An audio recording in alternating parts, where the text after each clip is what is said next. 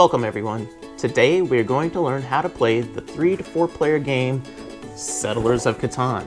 Settlers of Catan, or Catan as it's commonly referred to, is a resource and territory management game.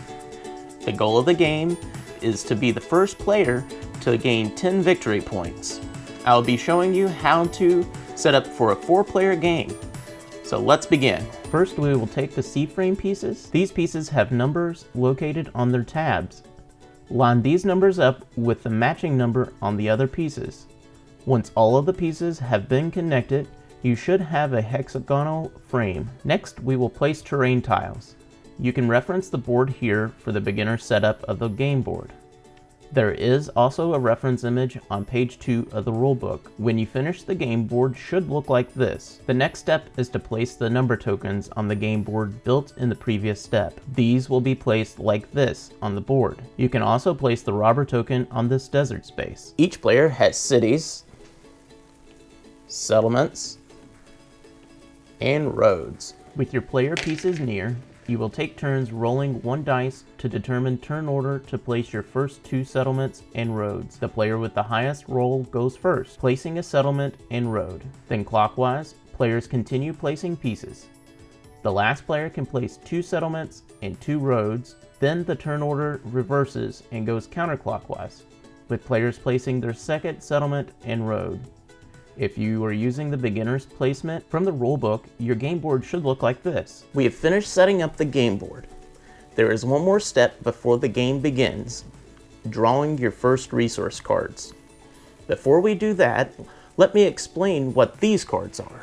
There are 5 resources in the game: ore from the mountains, brick from the hills, lumber from the forest, wool from the pasture, and grain from the fields. Each of these cards is used in different combinations to buy development cards like this, or build roads, settlements, and cities. When drawing your first resource cards, you will draw 3 cards from the 3 adjacent terrain tiles next to the first settlement you placed. For example, the red player would receive 1 grain and 2 lumber from its placement here. These cards are kept hidden until they are played. The remaining resource cards can be placed face up near the game board for easy access by all players. The development cards will be placed face down next to the resource cards. Then the longest road card and largest army card can be placed near these as well. With resource allocation complete, the game is ready to start. The oldest player can start first, then turn order can proceed clockwise. Alternatively, you can also roll to see who the first player is by the highest number rolled. The player turn phase consists of 3 phases: resource production, trade, and build phases. At the beginning of your turn, you always roll 2 dice. This phase is the resource production. The sum of the 2 dice corresponds to a number token on the game board. Each player, if they have settlements or cities on the associated terrain pieces, receives resources. For example, with this roll, the player got an 8. There are 2 8s on the board. In the mountains here, there is also one here in the forest tile. These 2 hexes produce resources. The red and blue player would receive 1 wood resource card each, and the white player would receive 1 ore resource card. Resource production is the only required phase, and it always takes place first every turn. After you've completed resource production, you can trade and build if you have the resources, or you may end your turn. There are 3 options for trade on your turn. You may ask other players to trade by announcing, "I have this resource and would want to trade for this needed resource." For example, "I have wool and want to trade for wood." Trade can be initiated with any willing player. Players can only trade with the player who has the current turn. Counter offers from other players may also be made. However, if no one is willing to trade, you must find another way to trade for your needed resources. If you have a settlement on a harbor, as you can see here, you may trade your resources at the ratio presented. Each resource has ports around the board. These trade at 2 to 1. For example, here we can trade 2 wool for 1 wood we desire. There are also 3 to 1 ports, where you can trade 3 of the same resource for 1 of the needed resource. The third trade option is you can always trade 4 of the same resource for 1 of the needed resource. This requires no harbor to trade. After the trade phase is finished, players can begin the build phase. All building costs are found on this card. This is the player's building cost card. Here you will find the resource cost of building roads, settlements, and cities. This card also shows the cost of buying a development card. To build a road, you must have brick and lumber available. Roads can only be built next to other roads, settlements, and cities, matching your player color. You cannot build roads passing through other players' settlements. Roads are placed on paths between two terrain hexes. You can also build roads around the coastline of the island. To build a settlement, you must have two road segments between you and your previous settlements. Settlements are built on intersections. You must also consider the distance between the proposed building intersection and where other players are located. A settlement must be at least 3 intersections away from yours and other players' settlements and cities. In our example, the blue player could build a settlement here, but would not be able to build a settlement at these intersections because of the distance rule. Settlements count as 1 victory point once they are built. With added settlements, there is also a better chance of receiving resources.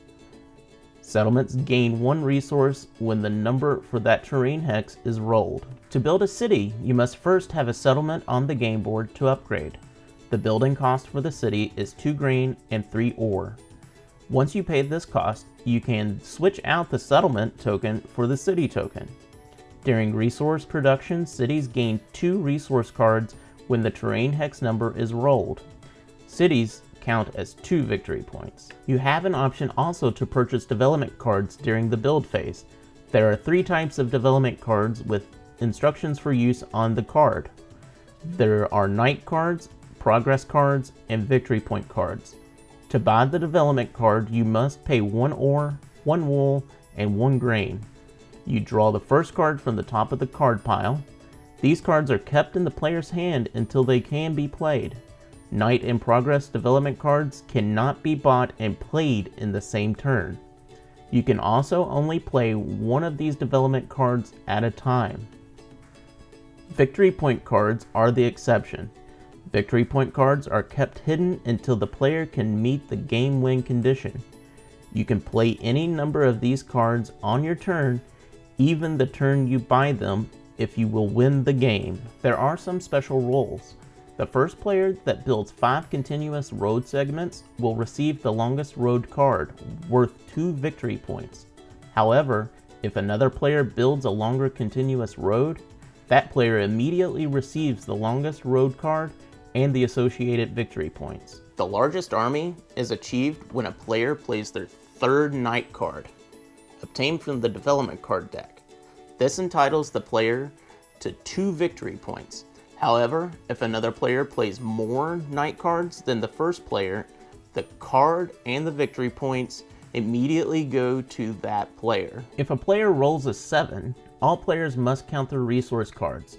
Any player with more than 7 resource cards in their hand must discard half of them to the bank, rounding down when there is an odd number of cards. The player that rolled the 7 will then move the robber token to a hex on the board they choose. The robber must be in a different location at the end of the turn than it started.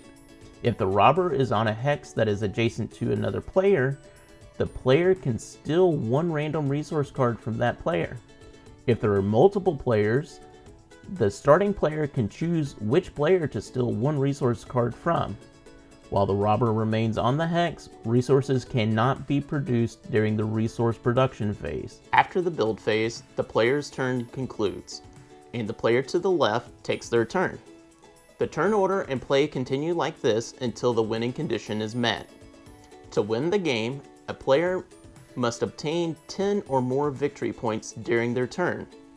If a player gains the needed victory points before their turn, play continues until someone has the 10 victory points on their turn. This concludes the beginner's rules for Settlers of Catan. The rulebook outlines some variation of these rules for advanced players. These can be found in the rulebook starting on page 12. Thanks again for watching, and I hope you enjoy playing Settlers of Catan.